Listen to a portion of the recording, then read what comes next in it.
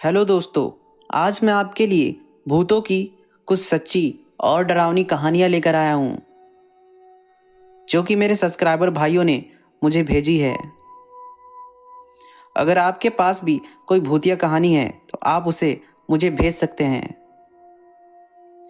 कहानी शुरू करने से पहले मैं ये बताना चाहता हूं कि अगर आपको मेरी आवाज़ और मेरी कहानियां पसंद आ रही हैं तो प्लीज़ चैनल को सब्सक्राइब ज़रूर कर देना, ताकि आगे मैं आपके लिए ऐसी ही डरावनी कहानियां लेकर आता रहूं। तो आइए सुनते हैं आज की इन डरावनी कहानियों को। हेलो सर, मेरा नाम अजय है और आज की जो घटना मैं आपसे बताने जा रहा हूँ ये मेरी वाइफ ने मुझे बताई है। तो उसी के पॉइंट ऑफ व्यू से आपको ये कहानी बताता हूँ। मेरा नाम ललिता है और ये घटना मेरी दीदी की एक फ्रेंड के साथ घटी थी। एक बार वो लड़की खेत में काम करने के लिए जा रही थी, तो उसने क्या किया कि जब उसके पापा सो रहे थे तो उसने उनकी जेब से 10 रुपये निकाल लिए और जाकर बिस्कुट खरीद लाई। लेकिन जब उसके पापा को ये बात पता चली तो उन्होंने बस इतनी सी बात पर उसे बहुत मारा। वो लड़की तकरीबन 17 और 18 साल की थी। उसके पापा ने उसे बहुत मारा था और इसलिए उसने जहर खा लिया। और पास में ही बहुत सारे बांस के पेड़ थे जिसे बांसवाड़ी कहते हैं। तो वो वहीं पर जाकर बैठ गई और रोने लगी। धीरे धीरे उसकी तबीयत खराब होती जा रही थी। तभी उसकी मम्मी आ गई, तो उसने अपनी मम्मी को सब कुछ बता दिया। उसकी मम्मी 2-4 लोगों को लेकर अपनी लड़की को हॉस्पिटल लेकर जाने लगी, लेकिन रास्ते में ही उसकी मौत हो गई। उसकी मौत के बाद उसकी आत्मा उसी बांसवाड़ी में रहने लगी। मेरी दीदी हमेशा कहती थी कि वो वहाँ सफ़ेद कपड़े में खड़ी है और मुझे बुला रही है, लेकिन हम लोग उसकी बातों पर विश्वास नहीं करते थे। वो लड़की मेरी दीदी की बहुत अच्छी दोस्त थी, इसलिए वो सिर्फ उसे ही दिखाई देती थी। धीरे धीरे करके वो दीदी को बहुत परेशान करने लगी थी। कभी कभी दीदी घर का सारा खाना उस लड़की को दे आती। वो कभी कभी खाना बनाते बनाते आग में गिर जाती थी। दीदी कभी कभी घर से अचानक गायब हो जाती थी और वहीं बांसवाड़ी के पास मिलती थी जहां वो लड़की मरी थी। फिर दीदी की शादी तय हो गई। सबको शादी का न्योता दे दिया गया। तो एक दिन वही लड़की दीदी के सपने में आई और बोली, तूने सबको शादी में बुलाया पर मुझे क्यों नहीं बुलाया। तो अगले दिन ही दीदी शादी का कार्ड लेकर नदी पर गई और उसका नाम लिखकर उस कार्ड को नदी में छोड़ दिया, क्योंकि ऐसा माना जाता है कि मरे हुए लोगों को अगर निमंत्रण देने हो तो उसके नाम से कार्ड को नदी में छोड़ना होता है। तो शादी वाले दिन वो लड़की दीदी के ऊपर आ गई और पागलों जैसी हरकतें करने लगी। दीदी के ससुराल वालों ने उसी वक्त ये शादी तोड़ दी और बारात बिना दुल्हन को लिए ही घर वापस लौट गई। उसके बाद से दीदी बहुत परेशान रहने लगी और घर वाले भी बहुत परेशान रहने लगे। हमने बहुत से ओझाओं को दिखाया, लेकिन कोई फ़र्क नहीं पड़ा। तो हम लोगों ने और गांव की बहुत सारी औरतों ने उसी बांसवाड़ी के पास जाकर दीपक जलाकर पूजा पाठ किया और उसकी आत्मा से हाथ जोड़कर विनती की कि वो दीदी को छोड़ दे। इसलिए उसने दीदी को हमेशा के लिए छोड़ दिया और दीदी बिल्कुल ठीक हो गई। आज दीदी की शादी भी हो गई है और आज दीदी और जीजा अपनी लाइफ में बहुत खुश हैं। मेरा नाम ललिता है और ये घटना जो मैं आज आपको बताने जा रही हूँ ये मेरे भाई के साथ घटी थी। ये पिछले साल की बात है। हमारे गांव में एक बहुत बड़ी नदी है, तो बहुत सारे लोग उस नदी में मछली मारने जाया करते थे। तो एक बार भाई भी मछली मारने गया था। उसी रास्ते में एक शमशान घाट पड़ता था और एक तो हमारे गांव में भूत भी बहुत हैं। इसलिए हमने उसे कहा था कि अंधेरा होने से पहले ही आ जाना, लेकिन रात हो गई, वो फिर भी नहीं आया। तो हम लोगों को चिंता होने लगी।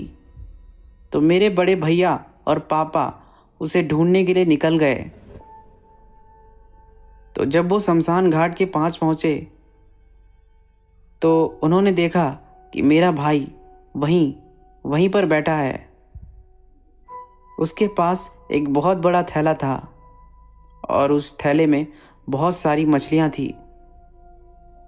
घर वालों को देखकर भी उसने कोई रिएक्शन नहीं दिया। उसे पता नहीं क्या हो गया था, वो किसी की भी बात नहीं सुन रहा था। फिर भैया लोग उसे जैसे तैसे घर पर ले आए। घर पर आकर वो बहुत जोर जोर से चिल्ला रहा था।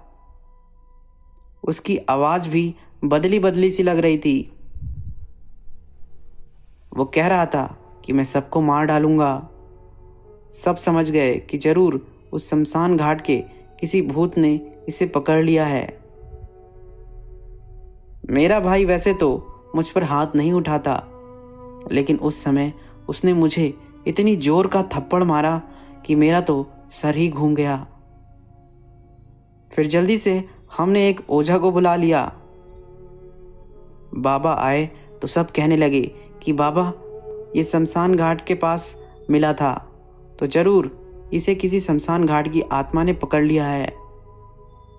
बाबा ने बताया, नहीं नहीं, इसे किसी शमशान घाट के भूत ने नहीं पकड़ा है, बल्कि इसे तुम्हारे मोहल्ले के एक मास्टर की आत्मा ने पकड़ा है। मैं अभी इसे भगाता हूँ। तब बाबा मंत्रों का जाप करने लगे और मेरे भाई को छड़ी से मारने लगे। छड़ी पड़ते ही उसके अंदर का भूत बोल पड़ा, चाहे तू जो भी कर ले, लेकिन मैं इसे छोड़कर नहीं जाऊंगा। मेरी इससे पुरानी दुश्मनी है, तू बीच में मत आ, वरना अच्छा नहीं होगा। इस पर बाबा को बहुत गुस्सा आ गई। बाबा और तेजी से मंत्रों का जाप करके छड़ी मारने लगे। तो मास्टर का भूत रोने लगा, बोला, मुझे छोड़ दो।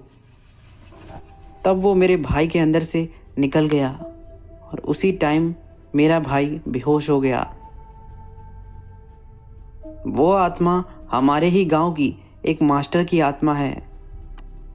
वो बहुत गुस्से वाले मास्टर थे और एक दिन उनकी लाश एक नाले में मिली थी। ऐसा लग रहा था कि उनको किसी ने बहुत बुरी तरीके से पीटा था। तब से मास्टर की आत्मा यहीं भटकती रहती है और किसी के ऊपर भी आ जाती है। मेरा नाम लोला है और मैं उत्तर प्रदेश के जौनपुर का रहने वाला हूँ। ये घटना तब की है जब मैं अपनी भाभी के भैया की शादी में गया था और मेरे साथ मेरे जीजा भी आए थे। वहाँ पर तो बहुत गर्मी थी। तो एक बार की बात है, शाम का समय था, मुझे बहुत गर्मी लग रही थी। तो मैं ऊपर छत पर बैठने के लिए चला गया। ऊपर ठंडी ठंडी हवा चल रही थी और नीचे एक बहुत बड़ा पीपल का पेड़ था जो छत के बहुत ऊपर तक फैला हुआ था। तो मैं वहीं बैठकर हेडफोन लगाकर गाने सुन रहा था। तभी मुझे ऐसा महसूस हुआ कि किसी ने मुझे पीछे से खींचा हो। मैंने सोचा कि हवा की वजह से ऐसा लग रहा होगा, क्योंकि हवा काफ़ी तेज चल रही थी। तभी मैंने उस पेड़ की तरफ देखा। वहाँ कोई ना कोई तो बैठा लग रहा था। ऐसा लग रहा था कि कोई बड़ी सी चीज बैठी थी, पर पता नहीं क्या था। मुझे डर लगने लगा था। फिर मैंने उसे अनदेखा करके गाने सुनने लगा, और तभी मेरे ठीक सर के ऊपर से वही चीज उड़ के गई। वो किसी इंसान की सेप का लग रहा था, जिसके बहुत बड़े बड़े पंख थे। तो डर के मारे मैं उसी टाइम नीचे आ गया। फिर अगली सुबह जब मैं और जीजा खेत में टॉयलेट के लिए जा रहे थे, तो उस टाइम थोड़ा अंधेरा था और कोहरा भी था। जीजा आगे आगे जा रहे थे और मैं पीछे ही आ रहा था, और तभी फिर से वही चीज मेरे ऊपर से उड़ते हुए आगे की ओर निकली, और इस बार जीजा ने भी उसे देखा था। मैं गांव में बहुत दिनों के बाद आया था, इसलिए मैं रास्ते पर चलते हुए गांव की कुछ वीडियो बना रहा था। तो वो जो भी चीज़ थी वो मेरे वीडियो में भी कैद हो गई। फिर हम दोनों आगे जाकर खेत में बैठकर टॉयलेट करने लगे। हम जिस जगह पर बैठे थे उस जगह पर थोड़ा थोड़ा पानी भी लगा हुआ था। मैं बिल्कुल पानी के पास ही बैठा था और घास तोड़ तोड़ कर पानी में फेंक रहा था। तभी मैंने पानी में ही देखा एक औरत बिल्कुल मेरे सर के ऊपर खड़ी है, और उसका चेहरा बहुत ही खतरनाक था। उसके दांत बहुत बड़े थे और उन दांतों पर खून जैसा कुछ लगा था, और उसके बड़े बड़े पंख थे। फिर ये सब देखकर मैं जोर से चिल्लाया, और मेरे चिल्लाते ही वो जो कोई भी था वहाँ से अपने पंखों को फैलाकर उड़ गई। और ये नज़ारा जीजा ने भी देखा। फिर हम दोनों जल्दी से वहाँ से भागे और घर आ गए। घर आकर हमने कुछ लोगों को ये बात बताई तो उन्हें विश्वास ही नहीं हुआ। फिर हमने भी किसी को बताया नहीं, क्योंकि कोई विश्वास ही नहीं कर रहा था, तो क्या बताना। फिर 2 दिन बाद हम सब अपने अपने घर आ गए, और इस घटना को अभी 1 ही महीना हुआ है। अभी 5 दिन पहले ही जब मैं छत पर कपड़े लेने गया था, तो छत के एक कोने में मुझे बहुत बड़ी परछाई बैठी हुई दिखाई दी। वो बहुत बड़ी थी। उसे देखकर दिल में एक डर आ रहा था, इसलिए मैं काफ़ी डर गया और जल्दी से नीचे आ गया। मेरी बुआ की लड़की मेरे घर पर आई है, और वो ऊपर बीच वाले कमरे में सो रही थी। उसने कहा कि उसने अगली रात को खिड़की के बाहर एक बड़ी चिड़िया को देखा है, जिसकी आंखें चमक रही थी। तब डर के मारे उसने खिड़की बंद कर ली। पता नहीं ये कौन है, लेकिन ये जो भी है ये मेरे पीछे ही पड़ गई है। अब गांव से ये मेरे घर तक आ गई है। अब मैं इससे अपना पीछा कैसे छुड़ाऊं, मुझे पता नहीं चल पा रहा है। अगर किसी को इसके बारे में जानकारी है तो बताइए कि ये कौन है, क्या है। आज मैं आपको मेरे जीवन में घटी सबसे डरावनी घटना को शेयर करने जा रहा हूँ, जिसे मैं आम तौर पर सबके साथ शेयर नहीं करता। इतने दिनों के बाद जब मैं अपनी कहानी को लिख रहा हूँ तो मुझे ऐसा महसूस हो रहा है कि ये घटना अभी कुछ समय पहले ही घटी है। मैं बस यही प्रार्थना करता हूँ कि ऐसी घटना किसी के साथ न घटे। अब मैं अपनी कहानी को विस्तार से बताता हूँ। अभी मेरी उम्र 35 साल की है, और ये घटना तब घटी थी जब मैं 15 साल का था। उन दिनों मैं बहुत बीमार था। मैं अपने बिस्तर पर ही लेटा हुआ था और आधा कंबल ओढ़ रखा था।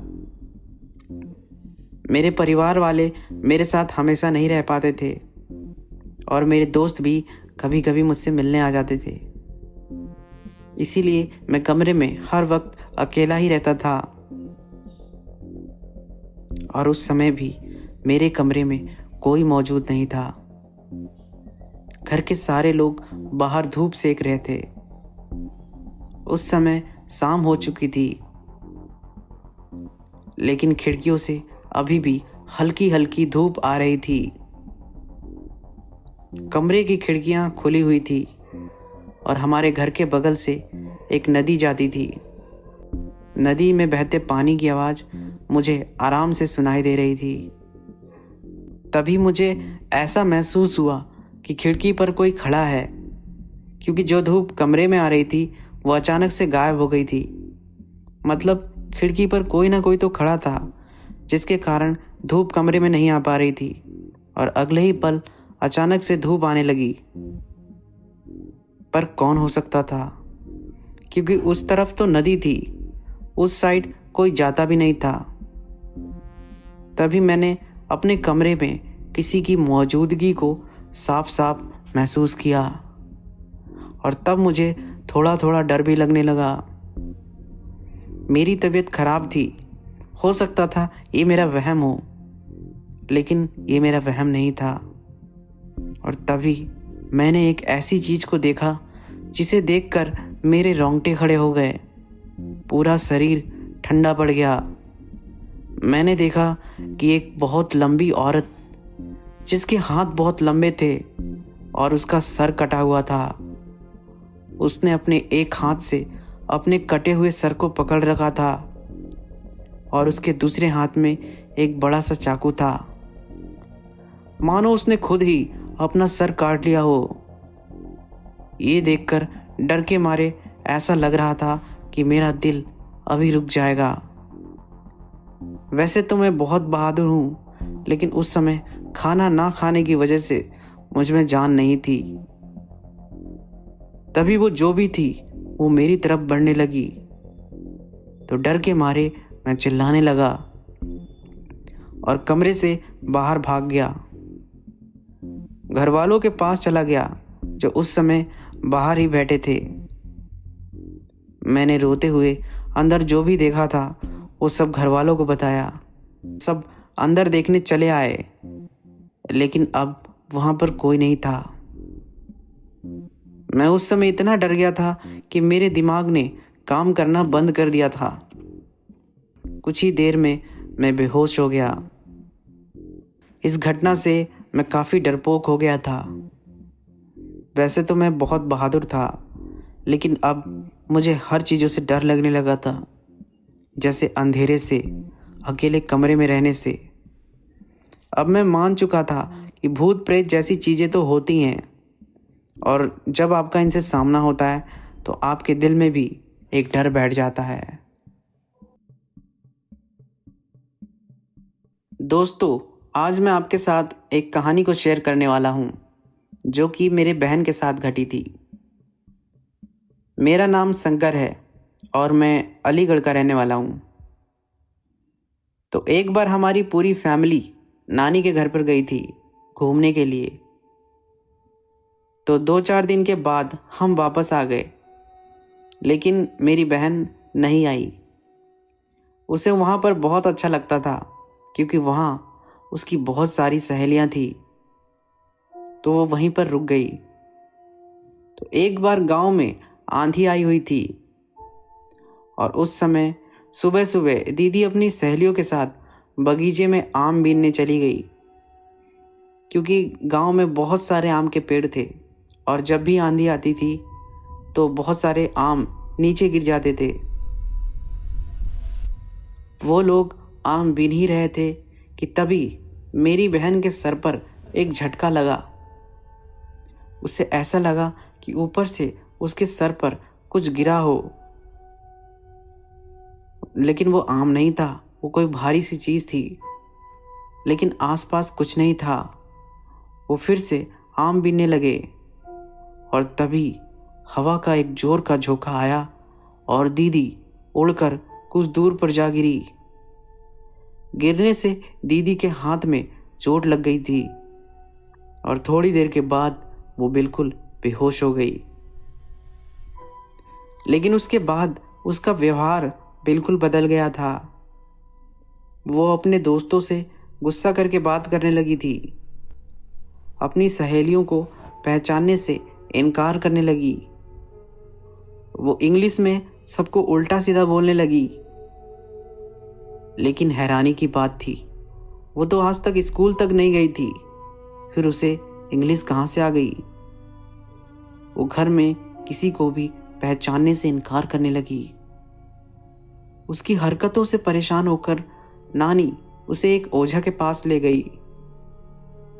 लेकिन ओझा के पास जाते ही दीदी के अंदर जो भी चीज थी वो जा चुकी थी और वो बिल्कुल नॉर्मल हो गई थी। लेकिन कुछ दिन के बाद फिर से उसका व्यवहार बदल गया। फिर उसकी हरकतों से परेशान होकर नाना उसे हमारे घर ले आए। यहाँ आने के बाद भी वो किसी को पहचानने से इनकार करने लगी। अपने माँ बाप को पहचान नहीं पा रही थी, सबको उल्टा सीधा बोलती थी। वो ज़्यादातर इंग्लिश में ही बात करती थी। उसके लिए एक अलग कमरा दिया गया था क्योंकि वो किसी के साथ नहीं सोती थी। पता नहीं उसे क्या हो गया था। मेरी बहन और मैं हमेशा हंसते खेलते रहते थे, पर अब वो मुझसे दूर ही रहती थी, मुझे देखना भी नहीं चाहती थी। एक बार रात का समय था, मेरी सिस्टर अपने रूम में सो रही थी।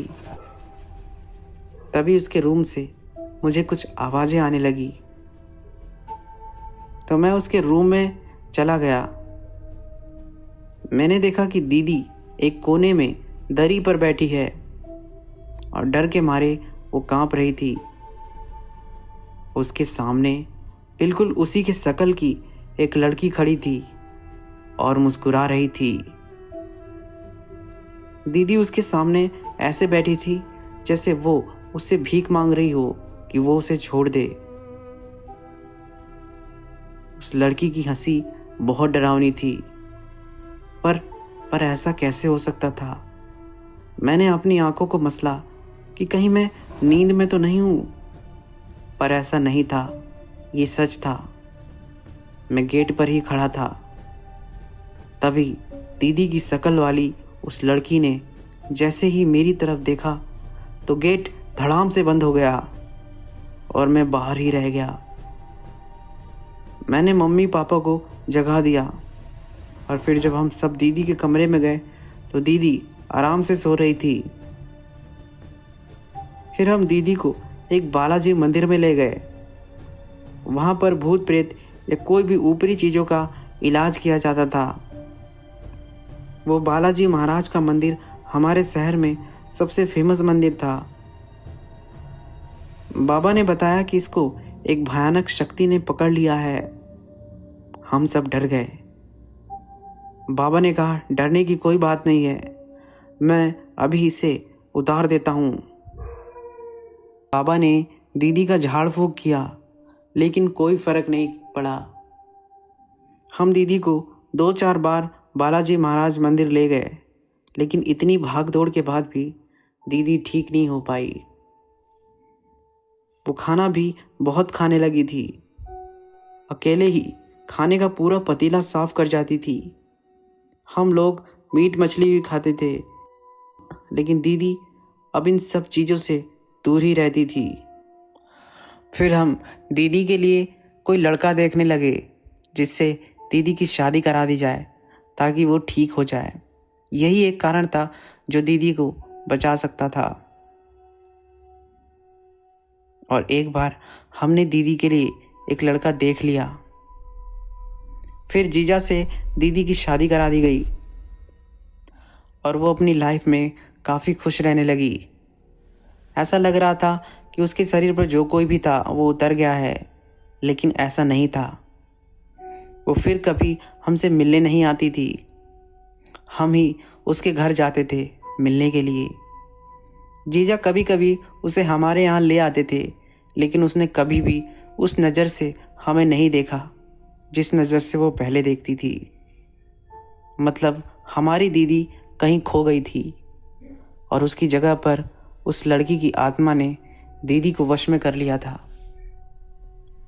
फिलहाल वो जैसी भी है, कम से कम खुश तो है।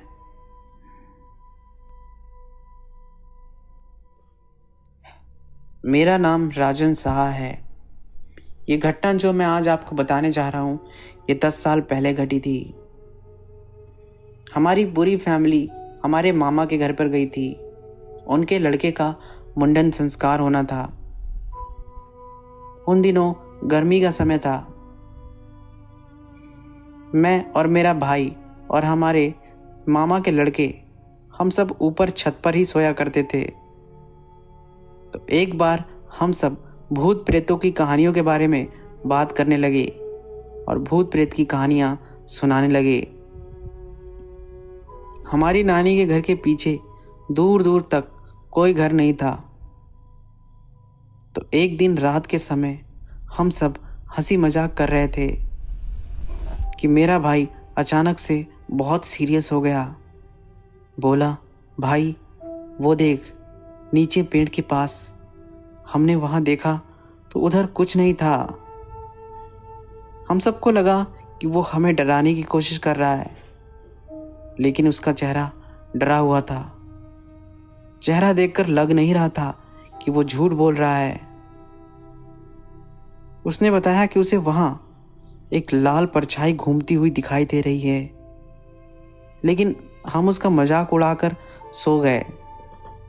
अगली रात को फिर भाई ने बोला, फिर उसे वही आकृति दिखाई दे रही है, पर हमें कुछ नहीं दिखाई दे रहा था।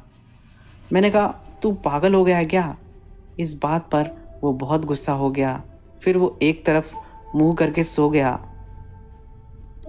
रात में जब हम सब सो रहे थे तो वो अचानक से उठा और नीचे उसी पेड़ के पास देखने निकल पड़ा। ये आखिर वो क्या चीज है? भाई इतना निडर कैसे हो सकता था ये तो नहीं पता, लेकिन वो डरपोक बहुत था। जब वो वहां पहुंचा तो वहां कुछ नहीं था, लेकिन तभी उसे एक अजीब सी डरावनी आवाज आने लगी और तभी वही लाल परछाई घूमती हुई उसके पास आ गई और देखते देखते वो आकृति एक बड़े और भयानक आदमी में बदल गई। वो बहुत लंबा था। उसने लाल रंग का कुछ पहना हुआ था। उसे देखकर भाई इतना डर गया कि वहीं बेहोश हो गया। सुबह जब हम उठे तो मैंने देखा कि भाई पेड़ के पास लेटा हुआ है। मैंने पूछा, तू यहाँ क्या कर रहा है? भाई ने रात वाली सारी बात बताई। मुझे उसकी बात पर तुरंत ही यकीन हो गया था, क्योंकि मेरा भाई कभी झूठ नहीं बोलता था। तो हमने अपने मम्मी पापा को भी ये बात बताई, लेकिन उन्होंने इस बात को ज़्यादा सीरियसली नहीं लिया। वैसे भी हम अगले दिन अपने घर आ गए। घर आने के बाद मेरा भाई कुछ बदला सा लग रहा था। मतलब वो बहुत कम बोलने लगा था और हमेशा हंसी मजाक करने वाला मेरा भाई अब जरा सा भी नहीं मुस्कुराता था, बस गुमसुम और उदास रहता था। धीरे धीरे उसकी हरकतें और बदलती गईं। वो कहीं भी रास्ते में अचानक रुक जाता था और अपने में ही कुछ बड़बड़ाने लगता था और घर में भी अकेले में बड़बड़ाता रहता था। उसने अपने नाखूनों से अपना शरीर नोच नोच कर जख्म बना लिया था। वो हमेशा यही कहता था, मुझे बहुत दर्द हो रहा है माँ, वो मुझे बहुत दुख देता है। हम लोगों ने उसे बहुत झड़वाया फुकवाया, डॉक्टरों को दिखाया, लेकिन भाई ठीक नहीं हो पा रहा था। मुझे पता था इसके ऊपर ज़रूर कुछ आ गया है, लेकिन मेरे पेरेंट्स भूत प्रेत जैसी चीज़ों में विश्वास नहीं करते थे। लेकिन अब इलाज से कुछ नहीं हो पा रहा था और हार कर वो भाई को एक प्रसिद्ध तांत्रिक बाबा के पास ले गए। बाबा ने भाई को रेगुलर उनके पास आने को कहा और देखते ही देखते भाई पहले की तरह बिल्कुल नॉर्मल हो गया। भाई को उसी लाल कपड़े वाले भूत ने पकड़ रखा था जिसके बारे में उसने हमें बताया था। मेरा नाम विक्रम है। मैं उत्तराखंड में रहता हूँ। ये घटना मेरे साथ 2010 में घटी थी और ये सब मेरे लिए बहुत डरावना था। उस समय मेरा एक दोस्त हुआ करता था। एक दिन उसने बताया कि उसकी बहन के ऊपर एक भूत आ गया है। उसने बताया कि कभी कभी उसकी बहन बहुत ही पागल सी हो जाती है और कभी बिल्कुल नॉर्मल हो जाती है। उसने बताया कि एक बार उसकी बहन अपनी कुछ सहेलियों के साथ नैनीताल घूमने गई थी और वहाँ से आने के बाद ही उसकी ये हालत हो गई। उसकी बातें सुनकर मेरा भी एक बार मन हुआ कि चलो उसकी बहन को देखने जाता हूँ, कौन सा भूत उसकी बहन को पकड़ रखा है। तो मैं उसके घर चला गया। घर जाकर देखा तो उसकी बहन आराम से एक चारपाई पर बैठी हुई थी और मुझे वहाँ देखते ही उसका रवैया बदलने लगा। उसकी आंखों का रंग भी लाल हो गया था। मैं समझ गया था कि मैंने यहाँ आकर बहुत बड़ी गलती कर दी है। उसकी बहन मुझे ऐसे घूर रही थी कि अभी मुझे खा जाएगी। मेरी तो हालत ही खराब हो गई थी। फिर उसकी बहन अचानक से भागते हुए मेरे पास आई और मेरा गला दबाने लगी। सब उसे छुड़ाने की कोशिश कर रहे थे लेकिन छुड़ा नहीं पा रहे थे। मेरी जान बस निकलने ही वाली थी कि तभी अचानक उसने मुझे छोड़ दिया और वो नॉर्मल हो गई। मैं फिर वहाँ एक पल भी नहीं रुका और सीधा घर आ गया। उस दिन घर पर मैंने किसी को ये बात नहीं बताई। कुछ दिनों तक सब कुछ ठीक रहा, लेकिन फिर मुझे ऐसा महसूस होने लगा कि मेरे रूम में कोई है। मुझे अपने ही रूम में बहुत डर लगने लगा था। मेरा रूम ऊपर है और मैं अकेले सोता था। मम्मी पापा और भैया भाभी नीचे सोते थे। एक बार रात के समय तकरीबन 1 बज रहे थे, मेरी अचानक आंख खुल गई। मैंने रूम का गेट खुला रखा था क्योंकि गर्मी का समय था और ठंडी ठंडी हवा आती थी गेट खुला रखने से। मैंने देखा कि किसी की परछाई मेरे रूम में आ रही थी, जैसे कि गेट के बाहर गैलरी में कोई खड़ा हो। वो परछाई बहुत अजीब सी थी। उसे देखकर मन में एक डर आ रहा था। तभी बहुत जोर से हवा चलने लगी, शायद आंधी आने वाली थी। तभी गेट धड़ाम से बंद हो गया। मैंने सोचा कि जल्दी से गेट बंद कर देता हूँ, मतलब अंदर से कुंडी लगा देता हूँ, लेकिन गेट फिर से खुल गया। वो परछाई अभी भी खड़ी थी। मैंने डर के मारे गर्मी में भी लिहाफ ओढ़ लिया और सो गया। और बाद में मेरी आंख लग गई। मैंने मम्मी को ये सारी बात बताई। मम्मी ने कहा कि अगर तुझे ऊपर डर लगता है तो नीचे हमारे साथ सोया कर। मुझे नहीं लगता कि मम्मी ने मेरी बात को सीरियसली लिया था। एक दिन सुबह के 4 बज रहे थे और मैं ऊपर सो रहा था। तभी पता नहीं कौन मेरा गला दबाने लगा। मैंने जल्दी से हनुमान चालीसा पढ़ना शुरू कर दिया और तभी अचानक से मेरी आंख खुल गई। पता नहीं ये क्या था, क्या मैं सपना देख रहा था या मैं जगा हुआ था, मैं खुद नहीं समझ पा रहा था। लेकिन इस घटना से मैं काफ़ी डर गया था। पूरा शरीर मेरा पसीना पसीना हो गया था। मम्मी को मैंने ये बात बताई तो उसने मेरे रूम में कुछ जलाया और एक लोहे का टुकड़ा दिया। बोला इसे अपने सिर के नीचे तकिए के नीचे रखकर सोया कर। लेकिन इन सब चीज़ों से भी कोई फ़र्क नहीं पड़ा और धीरे धीरे मैंने उस बीच वाले रूम में रहना ही छोड़ दिया और मैं नीचे मम्मी पापा के साथ रहने लगा। हमने अपने घर में हवन भी करा दिया और उसके बाद से सब कुछ नॉर्मल हो गया। अब ऊपर बीच वाले कमरे में मैं नहीं रहता हूँ। मेरा कमरा नीचे ही शिफ्ट कर दिया गया है। ऊपर हमारे किराएदार रहते हैं, लेकिन उनके साथ ऐसी कोई घटना नहीं घटी।